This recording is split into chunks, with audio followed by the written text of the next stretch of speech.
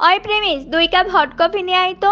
আরে আমি তো ওয়েটার না, তুমি কেন আমাকে এগুলো বলতেছো? তো এই পুরান ড্রেস পরার ওষুধ আবার বলতেছস ওয়েটার না?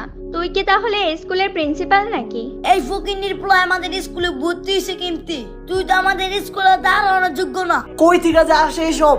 ওদের স্কুলে ভর্তি নিছে কি? প্রিমিস যে স্কুলে পড়তে আসছে সেই স্কুলে শুধু বড়লোকের ছেলেরাই পড়তে পারতো।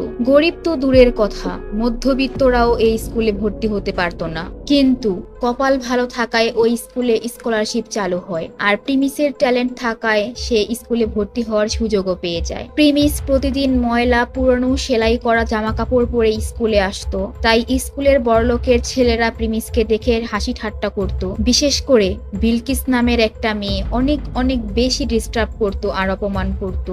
হঠাৎ একদিন স্কুল ছুটির পর প্রিমিস যখন বাসায় যাবে ঠিক তখনই দেখে তার সাইকেলের একটা চাকায় পাংচার করে দিয়েছে। আর ঠিক তখনই কি রাজকুমারের তো মনে হচ্ছে আজকে হাইটাই যাইতে হইব।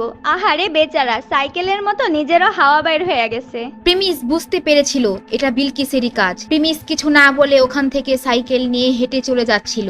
আর ঠিক তখনই ওখানে একটি দামি গাড়ি এসে থামে বিলকিসকে বাসায় নিয়ে যাওয়ার জন্য। আর সেই গাড়িতে ছিল বিলকিসের বাবা। বিলকিস তার বাবাকে দেখে অনেক খুশি হয়। এত দামি গাড়ি নিয়ে এই স্কুলে আগে কেউ কখনো আসেনি। তারপর বিলকিস গাড়িতে ওঠার আগে প্রিমিসের দিকে যায়। প্রিমিস হাঁটতে হাঁটতে পাংচার হওয়া সাইকেল নিয়ে যেতে থাকে। আর তখনই বিলকিস পেছন থেকে বলে, এই 2 টাকার প্রিমিস নেই, সাইকেলের চাকা ঠিক করে নিস।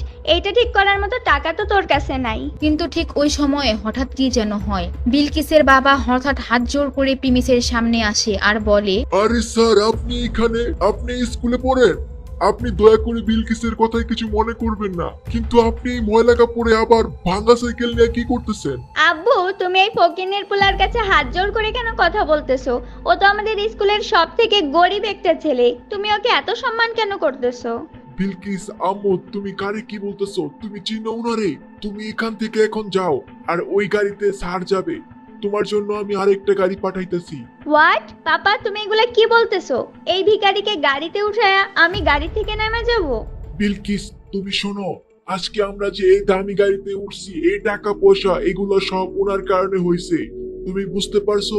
বিলকিস কিছুই বুঝে উঠতে পারে না কে এই প্রিমিস, তার বাবার সাথেই বা প্রিমিসের কিসের সম্পর্ক, আর কেনই বা এরকম ভিখারির মতো সেই স্কুলে আসে। আর কি হবে যদি এই স্কুলের বড়লোকের ছেলেরা জানতে পারে প্রিমিসের আসল পরিচয় কি? জানলে আপনারাও অবাক হয়ে যাবেন। এটি আপনারা জানতে চাইলে অবশ্যই ইউটিউব চ্যানেল সাবস্ক্রাইব করে নোটিফিকেশন বাটন বাজাইয়া রাখেন, এখানে পরের পর্বগুলো আসবে।